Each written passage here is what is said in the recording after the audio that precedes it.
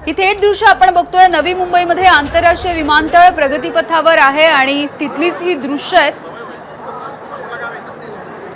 वायुदलाच्या लढाऊ विमान C-295 हे रनवेवरती उतरवून चाचणी केली जाणार असल्याचं कळतंय। सध्याची ही थेट दृश्य आपण बघतोय नवी मुंबई आंतरराष्ट्रीय विमानतळ, ज्याचं नाव आता लोकनेते DB पाटील नवी मुंबई आंतरराष्ट्रीय विमानतळ असं करण्यात आलेलं आहे। अत्यंत महत्त्वाकांक्षी असा हा प्रकल्प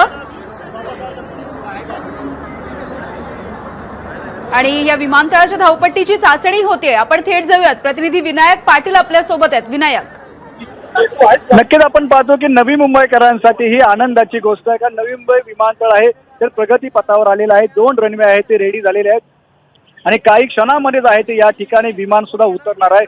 C-295 आहे ते विमान उतरणार असून सध्या आहे ते विमान या ठिकाणी पोहोचलेलं आहे। आपण पाहतो की आकाशामध्ये हे विमान आहे ते घरट्या घालू लागलेलं आहे। काही क्षणामध्येच आहे ते रनवेवरती विमान उतरवण्यात येणार आहे। याच विमानाला वेलकम करण्यासाठी या ठिकाणी मुख्यमंत्री आहेत एकनाथ शिंदे ते आलेले आहेत, त्याचबरोबर केंद्रीय राज्यमंत्री मोहोळ आहेत, मुरलीधर मोहोळ ते सुद्धा या ठिकाणी आलेले आहेत, स्थानिक नेते आलेले आहेत। आणि आपण नवी मुंबईकरांसाठी ही खूप आणि महाराष्ट्रासाठी अभिमानाची गोष्ट आहे, कारण गेल्या अनेक वर्षापासून हा संपूर्ण प्रोजेक्ट रखडलेला होता, मात्र आता हा दृष्टीपथात दिसत आहे। सध्या 2 रनवे रेडी झाले असून 2025च्या मे महिन्यामधून या ठिकाणी पॅसेंजर फ्लाईट उडेल अशा प्रकारचं आश्वासन आहे ते राज्य सरकारच्या माध्यमातून देण्यात आलेलं आहे। आपण पाहतो की हवेमध्ये आहे ते सध्या 295 विमान आलेलं आहे। काही क्षणामध्ये आहे ते रनवेवरती ते उतरू शकतं आणि या ठिकाणी उतरल्यानंतर याच विमानाच्या कॅप्टन आहे ते वेलकम करण्यात येणार आहे आणि तेच करण्यासाठी या ठिकाणी मुख्यमंत्री स्वतः हजर राहिलेले आहेत। त्यामुळे ही सध्या आपण व्हिज्युअल पाहतो की कशा पद्धतीने 295 विमान आपल्याला वरती आकाशामध्ये गिरट्या मारताना दिसतंय। आपण जर पाहिलं मुंबईला मोठ्या प्रमाणामध्ये ट्रॅफिक जामची समस्या निर्माण झाली होती, त्यालाच ऑप्शन म्हणून आहे ते या ठिकाणी नवी मुंबई आंतरराष्ट्रीय विमानतळ तयार करण्यात आलेलं होतं आणि याच विमानतळावरती पोहोचण्यासाठी आहे ते दळणवळणाची सुद्धा मोठ्या प्रमाणामध्ये साधनं आहेत ते त्या ठिकाणी उभा करण्यास सुरुवात झालेली आहे। अटल सेतूचं उद्घाटन काही महिन्यापूर्वी झालं होतं, त्याच अटल सेतूमधून या नवी मुंबई आंतरराष्ट्रीय विमानतळावरती पोहोचण्यासाठी मुंबई ते नवी मुंबई फक्त 20 मिनिटांमध्ये पोहोचता येणार आहे। त्याचबरोबर चेंबूरपर्यंत जी मेट्रो आलेली आहे, 30 मेट्रो पुढे वाशी मार्गे आहे ते उल्वा नवी मुंबई आंतरराष्ट्रीय विमानतळाला जोडली जाणार आहे। पलीकडून आहे ते तळोजा खारघरची मेट्रो आहे ती सुद्धा विमानतळाला जोडण्यात येणार आहे। त्यामुळे एका साईडला मेट्रो, दुसऱ्या साईडला सागरी मार्ग, तिसऱ्या साईडला या ठिकाणी हवाई वाहतूक सुद्धा या ठिकाणी लिंक रोड आहे तो तयार करण्याचं काम सुरू आहे। त्यामुळे आपण पाहतो की विमानतळ उभा राहत असताना त्याच्याबरोबर या ठिकाणी दळणवळणाची साधनं सुद्धा उभं राहिले पाहिजेत, म्हणून सर्व स्तरातनं आहे ते जोरदार या ठिकाणी प्रयत्न केले जात आहेत। कामं आहे ते प्रगती पथावरती येत आहेत। त्यामुळे 2025 मध्ये आहेत मे महिन्यापर्यंत आहे ते पूर्णपणे या ठिकाणी मेट्रो असेल, सागरी मार्ग असेल किंवा विमानतळ असेल, संपूर्णपणे 2025 मध्ये हे संपूर्ण इन्फ्रास्ट्रक्चर आहे ते उभा राहणार आहे आणि महाराष्ट्रासाठी ही फार मोठी गोष्ट आहे, कारण नवी मुंबई आंतरराष्ट्रीय विमानतळ हे राज्यातलं सर्वात मोठं विमानतळ आहे। याच विमानतळाच्या बाजूला JNPTचं मोठं बंदर आहे आणि मोठ्या प्रमाणामध्ये महाराष्ट्राचं, भारताचं एक्सपोर्ट हे देशभरामध्ये आणि देशाच्या बाहेर याच बंदरातून एक्सपोर्ट होत असतं। त्यामुळे त्या बंदरामधलं इम्पोर्ट एक्सपोर्टसाठी सुद्धा त्या विमानतळाची मोठा हातभार लागणार आहे, कारण जर आपण कृषी मालामध्ये जर पाहिलं तर नवी मुंबई APMC मधून किंवा रत्नागिरी कोकणामधून मोठ्या प्रमाणामध्ये हापूस आंबा हा परदेशात जात असतो आणि याच हापूस आंब्याची वाहतूक 90-80% एक्सपोर्ट वाहतूक ही फक्त विमानतळाच्या माध्यमातून होत असते, विमानाच्या माध्यमातून होत असते। त्यामुळे याच नवी मुंबई आंतरराष्ट्रीय विमानतळाचा फायदा या कृषी विभागाला होणार आहे आणि विशेषतः आंब्याच्या वाहतुकीला प्रचंड मोठा फायदा होणार आहे, कारण सगळ्यात मोठं कार्गो हब हे नवी मुंबईमध्ये आहे, नवी मुंबई विमानतळामध्ये आहे। त्यामुळे आपण पाहतो की कशा पद्धतीनं सर्व क्षेत्राला असेल, मग पॅसेंजर असेल, कार्गो असेल, कृषी असेल, सर्वच भागाला मोठ्या प्रमाणामध्ये फायदा या नवी मुंबई आंतरराष्ट्रीय विमानतळाचा होणार आहे। ठीक आहे विनायक, तुम्ही म्हणताय त्या पद्धतीने वेगवेगळ्या क्षेत्राला या विमानतळाचा निश्चितपणे फायदा होईल। ज्या ठिकाणी विमानतळ बांधलं जातं त्या ठिकाणच्या ज्या आसपासच्या पायाभूत सुविधा असतात किंवा आसपासच्या जमिनींचे दर असतील, रिअल इस्टेट सारखी जी क्षेत्र आहेत त्याच्यावरती त्याचा किती मोठा परिणाम होईल? नक्कीच मोठा परिणाम झाला, कारण नवी मुंबई जर आपण पाहिलं तर नवी मुंबईच्या बाजूला उरण साईडला हे नवी मुंबई आंतरराष्ट्रीय विमानतळ उभा राहते। जर भौगोलिकदृष्ट्या आपण जर पाहिलं तर नवी मुंबई ओलांडल्यानंतर CBD उजव्या बाजूला उल्वे, डाव्या बाजूला कामोठे, पलीकडं पनवेल या 4 शहराच्या बरोबर मध्यभागी जो मोठ्या प्रमाणामध्ये डोंगराळ भाग होता तो संपूर्णपणे डोंगराळ भाग होता तो कमी केलेला आहे। कापून डोंगर पूर्णपणे या ठिकाणी सपाटीकरण करण्यात आलेलं आहे. हे जवळपास 4000 एकर वरती हा नवी मुंबई आंतरराष्ट्रीय विमानतळ उभा राहतोय. याच्यासाठी जवळपास 30 ते 35 हजार कोटी खर्च हा पूर्णत्वास जाण्यापर्यंत खर्च येणे अपेक्षित आहे. आणि जर इन्फ्रास्ट्रक्चर आपण जर पाहिलं, रिअल एस्टेट पाहिलं तर नवी मुंबईमध्ये भाव हे प्रचंड वाढले होते, मात्र पनवेल, उल्वा आणि उरणमध्ये भाव कमी होते. तर त्या मानाने मात्र नवी मुंबई आंतरराष्ट्रीय विमानतळ या ठिकाणी दृष्टिक्षेपात असल्यामुळे आता नवी मुंबईप्रमाणे पनवेल, उरण या भागामध्ये सुद्धा प्रचंड मोठ्या प्रमाणामध्ये रिअल इस्टेटचे भाव वाढलेले आहेत. इन्फ्रास्ट्रक्चर मोठ्या प्रमाणामध्ये डेव्हलप होत आहे आणि नवी मुंबईप्रमाणे आता तिसरी मुंबई जे उभा राहणार आहे उरण भागामध्ये, तिकडे मोठ्या प्रमाणामध्ये आता वसाहत हे उभा राहताना दिसते. त्यामुळे मुंबई, नवी मुंबई नंतर आता तिसरी मुंबई जी उभा राहते, त्याच तिसऱ्या मुंबईच्या साठी हे एअरपोर्ट आता अनुकूल भूमिका घेताना दिसते. आणि जर आपण दळणवळणाची जर साधनं पाहिली तर आपण पाहिलं की मुंबई विमानतळावरती पोहोचण्यासाठी मुंबई असेल, उपनगर असेल किंवा कल्याण, डोंबिवली, ठाणा, नवी मुंबईतून जाण्यासाठी 1.5-2 तास लागतात. तेवढं ट्रॅफिक जाम मध्ये या ठिकाणी लोकांना सहन करावं लागतो. मात्र ही बाब लक्षात घेत असताना नवी मुंबई आंतरराष्ट्रीय विमानतळ उभा राहायच्या आधी पहिले दळणवळण व्यवस्थित उभं राहिलं पाहिजे, तिथं पोचता व्यवस्थित यायला पाहिजे. म्हणून राज्य सरकारच्या माध्यमातून आहे ते या ठिकाणी पहिलं इन्फ्रा उभा करण्यासाठी विशेष लक्ष दिलं गेलं. आणि ज्या पद्धतीने नवी मुंबई आंतरराष्ट्रीय विमानतळ उभा राहत असतानाच दुसरीकडे अटल सेतूचं सुद्धा प्रगतीपथावरती काम करण्यात आलं होतं. आणि म्हणूनच काही महिन्यापूर्वी पंतप्रधान नरेंद्र मोदींच्या हस्ते अटल सेतू हे उद्घाटन सुद्धा करण्यात आलेलं आहे. आणि अटल सेतूवरून मुंबईतनं नवी मुंबई आंतरराष्ट्रीय विमानतळामध्ये फक्त 20 मिनिटांमध्ये आहे ते पोहोचता येणार आहे. अटल सेतू सागरी मार्गाबरोबर या ठिकाणी चेंबूरपर्यंत जे मेट्रोचं काम चालू आहे, तेच काम आता पुढे वाशी मार्गे या ठिकाणी नवी मुंबई आंतरराष्ट्रीय विमानतळाला चेंबूरवरची मेट्रो आहे ती या ठिकाणी जॉईन करण्यात येणार आहे. त्यामुळे मुंबईतनं चेंबूर या संपूर्ण भागात नाही ते लोकांना मेट्रो मार्गे आहे ते विमानतळामध्ये पोहोचता येणार आहे. दुसरीकडे आपण पाहिलं तर जे कल्याण, डोंबिवलीवरून जे लोक या एअरपोर्टला येणार आहेत या भागातनं सुद्धा आहे ते मेट्रो आहे ते कल्याण, डोंबिवली, तळोजा मार्गे, खारघर मार्गे ती मेट्रो नवी मुंबई आंतरराष्ट्रीय विमानतळाला जोडली जाणार आहे. आणि आधीच या ठिकाणी उरण ते गुजरात, वडोदरा हा जो एक्सप्रेस हायवे बनतोय तो कल्याणवरूनच जातो. त्यामुळे त्या हायवेचा सुद्धा या ठिकाणी येण्यासाठी मोठ्या प्रमाणामध्ये फायदा होणार आहे. या नवी मुंबई आंतरराष्ट्रीय विमानतळाचं वैशिष्ट्य हे आहे की आपल्याला मुंबईमध्ये बाहेर उतरून आहे ते विमानतळ आतमध्ये प्रवास करावा लागतो. मात्र या ठिकाणी जी मेट्रो सुविधा उभा करण्यात येणार आहे ती मेट्रो थेट या ठिकाणी नवी मुंबई आंतरराष्ट्रीय विमानतळाच्या आतील भागामध्ये पोहोचणार आहेत. आणि नवी मुंबई मेट्रोमधून उतरल्यानंतर आपल्याला थेट विमानतळावरती आणि विमानतळाच्या गेटवरतीच डायरेक्ट आपल्याला उतरता येणार. त्यामुळे ही एक आहे ते आधुनिक सुविधा या ठिकाणी एक वेगळं इन्फ्रास्ट्रक्चर या ठिकाणी उभा करण्यात येणार आहे. आपण पाहतो व्हिज्युअल बघा, आपल्याला दृष्टिक्षेपात आलेला आहे. विमान एक रनवेच्या बरोबर वर आलेला आहे आणि जवळपास या ठिकाणी तुम्हाला विमान दिसतंय C-295 विमान आहे आणि बरोबर रनवे पासून काही अंतरावरती या ठिकाणी उडताना दिसते. आता फक्त काही क्षण राहिलेले आहेत की हे विमान आहे ते आता या ठिकाणी रनवेवरती लवकरच उतरणार आहे. अगदी विनायक, आज तर या धावपट्टीची चाचणी होतीये. अगदी काही क्षणांमध्ये हे विमान धावपट्टीवरती उतरताना आपल्याला बघायला मिळेल. हॅलो विनायक, माझा आवाज पोहोचतोय तुमच्यापर्यंत? हॅलो, हा बोला बोला. हॅलो विनायक, अगदी काही क्षणांमध्ये हे विमान आपल्याला धावपट्टीवरती उतरताना दिसेल. मात्र खऱ्या अर्थाने दळणवळणाला कधीपासून सुरुवात होईल याबद्दल काही माहिती मिळू शकली आहे का?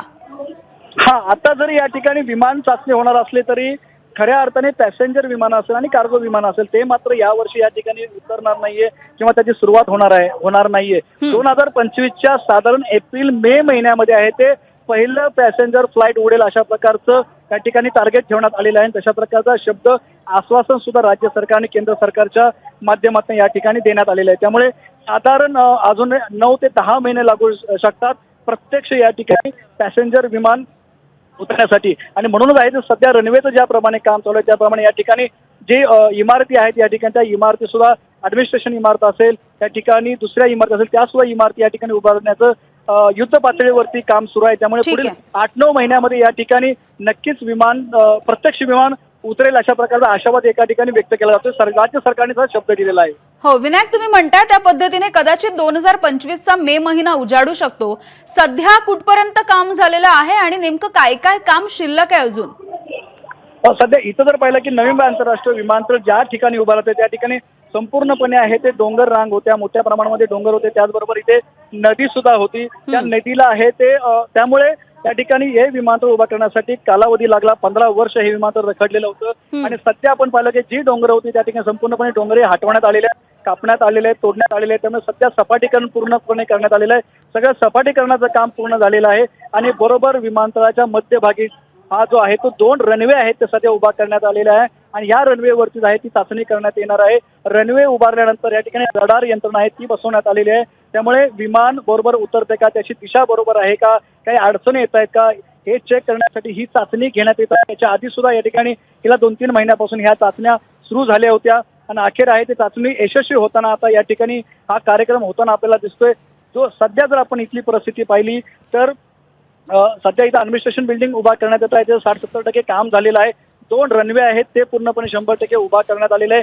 रडार यंत्रणा आहे ती बसवण्यात आलेली आहे आणि आजूबाजूला या ठिकाणी इन्फ्रास्ट्रक्चरचं आहे, दळणवळणाचं काम ते उभा करण्याचा या ठिकाणी युद्ध पातळीवरती प्रयत्न केला जात आहे. त्यामुळे सध्या जर आपण पाहिलं तर 2 रनवे तयार झाले असून अजून 2 रनवेज आहेत ते काम प्रगतीपथावर या ठिकाणी हाती घेण्यात आलं असून या ठिकाणी 4 टर्मिनल सुद्धा उभा करण्यात येणार आहे. जर याची क्षमता जर पाहिली आपण तर वर्षाला साधारण 2 कोटी पॅसेंजर आहेत, प्रवासी आहेत या ठिकाणी प्रवास करणार आहेत आणि जर या ठिकाणी विमान पार्किंगची जर आपण सुविधा पाहिली तर साधारण 800 ते 1000 विमान आहेत ते एकाच वेळेस या विमानतळावरती करण्यात येणार करता येणार आहे. एवढी कॅपॅसिटी आहे, जी क्षमता आहे ती विमानतळाची बनवण्यात आलेली आहे. त्यामुळे जर आपण पाहिलं तर महाराष्ट्राचं तर सर्वात मोठं हे आंतरराष्ट्रीय विमानतळ होणार आहे. त्याचबरोबर देशातलं सुद्धा सर्वात मोठ्या विमानतळापैकी हे एक विमानतळ असणार आहे. कारण पॅसेंजर बरोबर इथं कार्गोचा मोठा या ठिकाणी हब आहे JNPT बंदरामुळे. त्यामुळे एका साईडला पॅसेंजर दुसऱ्या साईडला कार्गो असं दुहेरी काम आहे ते मोठ्या संख्येने या विमानतळाच्या माध्यमातून करण्यात येणार आहे. ठीक आहे विनायक, ज्या पद्धतीने तुम्ही माहिती देताय हे इतकं मोठं विमानतळ असणार आहे. खरं तर आपल्याला माहिती आहे मुंबई आंतरराष्ट्रीय विमानतळ आणि त्याच्यावरती असणारी प्रवाशांची ये जा असेल किंवा कार्गो विमानांची संख्या असेल, प्रचंड संख्या असते प्रवाशांची आणि बराच वेळ सुद्धा लागतो या सगळ्या ऍडमिनिस्ट्रेशनला. मात्र हे विमानतळ ज्या वेळेला तयार होईल तेव्हा किती मोठा भार पेलला जाईल मुंबई आंतरराष्ट्रीय विमानतळावरचा? नक्कीच मुंबई आंतरराष्ट्रीय विमानतळाचा मोठ्या जी क्षमता आहे ती क्षमता कुठेतरी त्याला ब्रेक लागलेला होता आणि त्याचमुळे हे आंतरराष्ट्रीय विमानतळ उभा राहते आणि जेव्हा हे विमानतळ उभा राहील तेव्हा जवळपास 60 ते 70% भार आहे तो मुंबई विमानतळाचा कमी होणार आहे आणि याच ठिकाणावर ते डोमेस्टिक बरोबर या ठिकाणी इंटरनॅशनल फ्लाईट सुद्धा या ठिकाणी उतरणार आहेत आणि जाणार आहेत. त्यामुळे जवळपास 70% 80% जर आपण भाग बोललो तरी वावगं ठरणार नाही, कारण एवढं मोठं या ठिकाणी त्या क्षमतेचं हे एअरपोर्ट असणार आहे. आणि जर तसा तसा उभा राहिला असल्यामुळे मुंबईवरून नवी मुंबईत येण्यासाठी काही मिनिटाचा कालावधी लागला असल्यामुळे या ठिकाणावर मोठ्या संख्येने डोमेस्टिक फ्लाईट असतील, इंटरनॅशनल फ्लाईट असतील, त्या सुद्धा मोठ्या संख्येने उतरवण्यात येतील. मी थोडासा दुसरा अँगल या ठिकाणी सांगण्याचा प्रयत्न करतोय. पॅसेंजरला तर या विमानतळाचा फायदा होणार, मात्र मोठ्या प्रमाणात जो फायदा होणार तो कृषीला फायदा होणार आहे, कृषी विभागाला फायदा होणार आहे. कारण नवी मुंबईमध्ये आशियातलं सर्वात मोठं कृषी APMC मार्केट आहे आणि याच APMC मार्केटमध्ये महाराष्ट्र असेल, बाजूला गुजरात असेल, खालून साऊथ वरून असेल, वरून मध्य प्रदेश असेल, या सर्वच भागामधून दिवसाला 3 ते 4 हजार गाड्यांची आवक जावक असते. मध्ये अन्नधान्य असेल, भाजीपाला असेल, फ्रूट असेल, कांदा असेल, बटाटा मार्केट असेल आणि हेच APMC मार्केट आहे ते नवी मुंबई आंतरराष्ट्रीय विमानतळापासून साधारण 20 मिनिटावरती आहे. त्यामुळे या APMC मार्केटला मोठा फायदा या विमानतळाचा होणार आहे, कृषी मार्केटला होणार आहे. कारण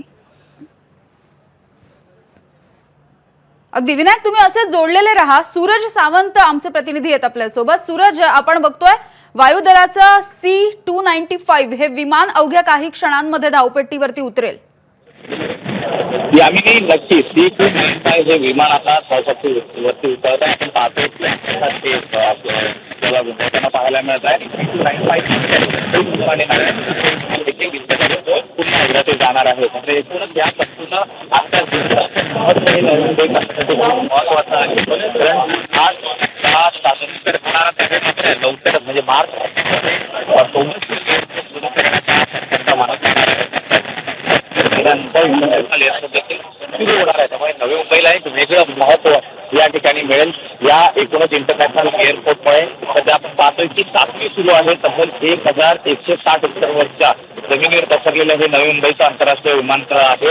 त्याच्यासाठी आतापर्यंत 16,500 कोटी रुपये इतका खर्च आलेला आहे. आज जर आपण पाहिलं तर 2 रनवे या ठिकाणी बांधण्यात आले जे सूरज, काही तांत्रिक कारणांमुळे तुमचा आवाज व्यवस्थित पोहोचत नाही. मी पुन्हा ऐकते तुमच्याकडे. मात्र आपल्यासोबत विनायक जोडले गेलेले आहेत. विनायक, नवी मुंबईचं विमानतळ आता उभं राहणं यासाठीच्या भूसंपादनाची प्रक्रिया असेल किंवा विमानतळाला दिलं जाणारं नाव असेल, हा सगळा प्रवास तुम्ही बघितलेला आहे, त्याविषयी थोडक्यात काय सांगाल? नक्कीच आपण पाहिलं की ज्या ठिकाणी विमानतळ उभा राहते त्या ठिकाणी साधारण 10 ते 12 गाव आहेत ते पूर्णपणे आहे त्यांचं विस्थापन करण्यात आलेलं आहे. त्या गाव आहे ते पूर्णपणे त्यांना विस्थापित करण्यात आलं आहे. आणि बाजूला या शिडकोन आहे ते दोनागिरी भाग असेल, पुष्पक हे जे नोड आहे त्या नोडमध्ये आहे ते सगळ्यांचं या ठिकाणी पुनर्वसन करण्यात आलेलं आहे. त्यामुळे या ठिकाणच्या गावकऱ्यांनी आहे ते पहिल्या विमानतळाला प्रचंड विरोध केला होता. त्यामुळेच आहे त्यांचं पुनर्वसनासंदर्भातला मोठा प्रश्न निर्माण झाला होता. आणि त्यांचं पुनर्वसन करताना राज्य सरकारनं 22.5% जी योजना आहे ती त्यांना देऊ केली होती. आपण जर पाहिलं तर देशातलं सर्वात उत्तम आणि सर्वात चांगलं पॅकेज जे आहे ते पहिल्यांदा शेतकऱ्यांना जर मिळालं असेल तर ते याच नवी मुंबई आंतरराष्ट्रीय विमानतळाला जेमिनी येण्याच्या बदल्यामध्ये मिळालेलं आहे. जर आपण 22.5% योजना जर आपण पाहिली तर ते उदाहरण असं आहे की जेवढी आपण जमीन सरकारला देतोय, सिडकोला देतोय, त्याच्या बदल्यामध्ये जेवढी एकर आपण जमीन देतोय त्या दिलेल्या जमिनीच्या 22.5% रिटर्न म्हणजे परतावा सरकारने त्याच्या बदल्यामध्ये तेवढा भूखंड, तेवढा प्लॉट त्यांना दिलेला आहे. आणि जर त्या प्लॉटची जर किंमत आता आपण पाहिली तर ते करोडो रुपयाच्या घरामध्ये त्या प्लॉटची किमती आहेत. आणि तेच प्लॉट असेल, तेच भूखंड आहे ते नवी मुंबई आंतरराष्ट्रीय विमानतळाला लागून देण्यात आलेले आहेत. म्हणजे या चारही बाजूने आहे ती मोकळी जागा आणि त्या चारही बाजूला उलवे असेल, पुणागिरी असेल, पनवेल असेल, करंजाडे असेल, त्या चारही बाजूला ते प्लॉट दिले आलेले आहेत. आणि सगळ्यात चांगलं आणि उत्तम पॅकेज आहे ते या शेतकऱ्यांना दिलं होतं. त्यामुळेच आहे ते अखेर शेतकऱ्यांनी आपली संपूर्णपणे गावं सोडली आणि 12 गावं विस्थापित झाली. एअरपोर्ट इथं उभा राहतंय. मात्र फक्त आता एक प्रश्न राहिलेला आहे की या विमानतळाला आहे ते या ठिकाणचे जे समाजसेवक होते, त्या ठिकाणचे विचारवंत होते, दिबा पाटील यांचं नाव देण्यात यावं अशा प्रकारची मागणी झाली. गेल्या 2-3 वर्षामध्ये तीव्र आंदोलन झाली, सरकारच्या विरोधामध्ये झाली. आणि म्हणूनच सरकारने, राज्य सरकारने नवी मुंबई आंतरराष्ट्रीय विमानतळाला दिबा पाटलांचं नाव द्यावं अशा प्रकारचा ठराव मंजूर केला. पहिल्यांदा हा ठराव आहे तर महाविकास आघाडीच्या काळामध्ये उद्धव ठाकरे मुख्यमंत्री असताना पास करण्यात आला होता. त्यानंतर या सरकारमध्ये मुख्यमंत्री एकनाथ शिंदे यांनी परत त्याला ठरावाला मंजुरी दिली आणि हा ठराव आता केंद्र सरकारकडे गेलेला आहे. केंद्र सरकारने सुद्धा त्याला ग्रीन सिग्नल दिलेला आहे. मात्र प्रत्यक्षामध्ये अद्याप अधिकृतरित्या आहे ते या विमानतळाचं नाव दिबा पाटील हे अजून केंद्र सरकारने जाहीर केलेलं नाहीये. थोडासा उशीर होताना दिसतोय. त्यामुळे स्थानिक या ठिकाणचे शेतकरी असतील, प्रकल्पग्रस्त असतील, स्थानिक जनता असेल, स्थानिक लोकप्रतिनिधी असतील, त्यांच्याकडून वारंवार पाठपुरावा केला जातोय, नाराजी व्यक्त केली जाते. एकीकडे तुम्ही या ठिकाणी आज विमान चाचणी करताय, रनवेवरती विमान उतरतंय, मात्र दुसरीकडे तुम्ही फक्त आम्हाला दिबा पाटलांचं नाव आम्ही देणार असं आश्वासन दिलं जाते. मात्र ते प्रत्यक्षामध्ये उतरवलं जात नाही, अधिकृतरित्या त्याची घोषणा केली जात नाही. अशा प्रकारची त्यांची मागणी आहे आणि ते त्वरित करावं अशी मागणी सुद्धा केली जाते. मग या ठिकाणचे जे स्थानिक आमदार आहेत ते भाजपाचे आहेत. पनवेलचे आमदार आहेत प्रशांत ठाकूर, भाजपाचे आहेत. त्याचबरोबर स्थानिक आमदार भाजपाचे महेश बालदे आहेत, ते आहेत. त्यांच्याकडून वारंवार या ठिकाणी या दिबा पाटलांच्या नावासाठी पाठपुरावा केला जातोय, आंदोलन केले जात आहेत. सध्या हा प्रश्न केंद्र सरकारच्या अखत्यारीत आहे, त्यांच्या जवळ आहे. त्यांच्याकडून तसा ग्रीन सिग्नल दिला सुद्धा आहे. मात्र अधिकृत अद्यापपर्यंत आहे ते नाव जाहीर करण्यात आलेलं नाहीये. अगदी विनायक, तुम्ही असे सोबत राहा. आपण बघतोय अवघ्या काही क्षणांमध्ये हे विमान धावपट्टीवरती उतरेल. वायुदलाचं C-295 हे विमान सध्या आकाशामध्ये घिरट्या घालताना आपण बघतोय.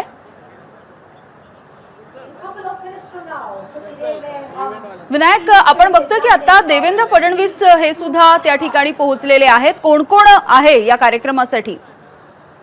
याच्यामध्ये आपण जर पाहिलं की मुख्यमंत्री एकनाथ शिंदे आहेत, देवेंद्र फडणवीस आहेत, त्याचबरोबर केंद्रीय कॅबिनेट मंत्री, हवाई मंत्री आहेत, काही नायडू आहेत, त्याचबरोबर केंद्रीय राज्यमंत्री मुरलीधर मोहोळ आहेत, ते सुद्धा या ठिकाणी उपस्थित झालेले आहेत. सिडकोचे जे अध्यक्ष आहेत संजय शिरसाट ते या ठिकाणी आलेले आहेत. कारण हा संपूर्ण विमानतळ आहे ते सिडकोच्या माध्यमातून उभा केला जातोय आणि सध्या सिडको आणि अदानी या दोन यंत्रणेच्या माध्यमातून हा संपूर्णपणे विमानतळ आहे ते उभा राहताना दिसते. त्यामुळे सध्या केंद्र सरकार असेल, राज्य सरकार असेल, त्यांना या ठिकाणी त्यांचे मंत्री आहेत, कॅबिनेट मंत्री, हवाई मंत्री असतील, राज्यमंत्री आहेत, ते उपस्थित झालेले आहेत. तर सध्या या ठिकाणचा जर आपण कार्यक्रम जर पाहिला तर जे C-295 विमान आहे ते या रनवेवरती थोड्या क्षणामध्ये उतरणार आहे आणि विमान या ठिकाणी उतरल्यानंतर मुख्यमंत्री असतील, कॅबिनेट मंत्री असतील, ते प्रत्यक्ष त्या विमानाजवळ जाणार आहेत.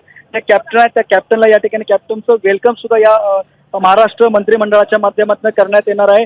आणि हे केल्यानंतर आहे ते त्याच्यानंतर सुखोई विमान आहे ते येणार आहे आणि सुखोई विमानाच्या माध्यमातून रनवेच्या वरील भागामध्ये आहे ते एकाने फ्लॅग ऑफ सुद्धा करण्यात येणार आहे, सलामी सुद्धा देण्यात येणार आहे.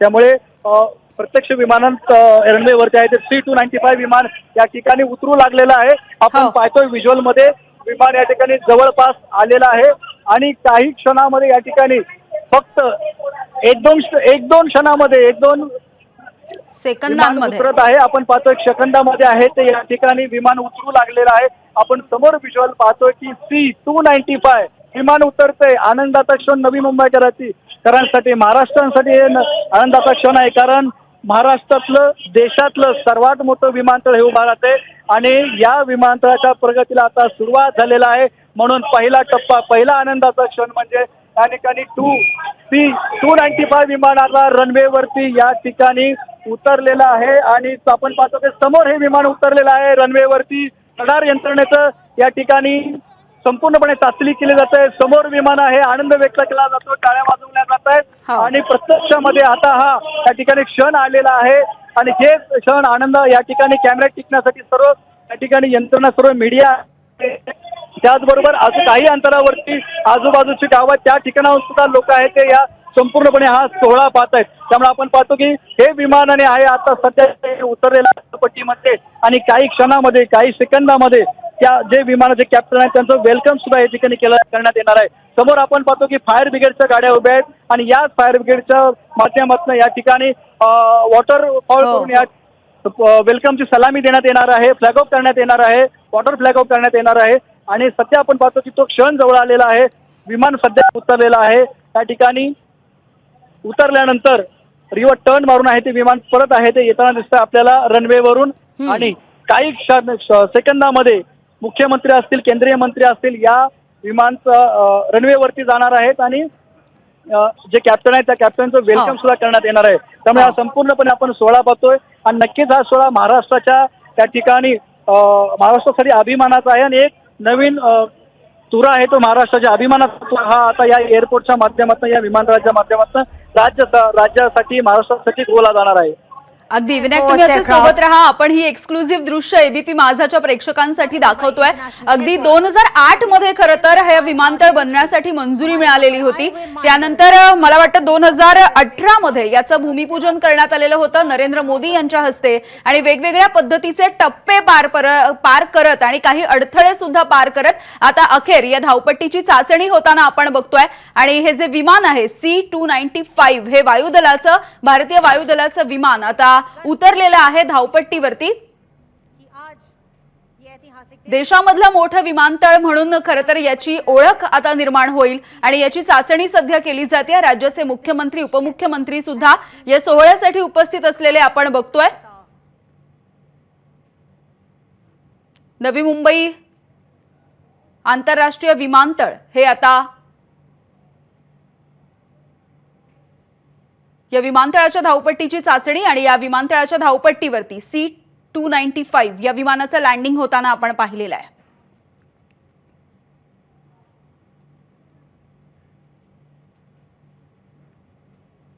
पुन्हा एकदा जाऊयात, विनायक आपल्या सोबत आहेत. विनायक, आता अग्निशमन दलाचे जवान आहेत, त्यांच्याकडून आता स्वागत केलं जाणार आहे या विमानाचं.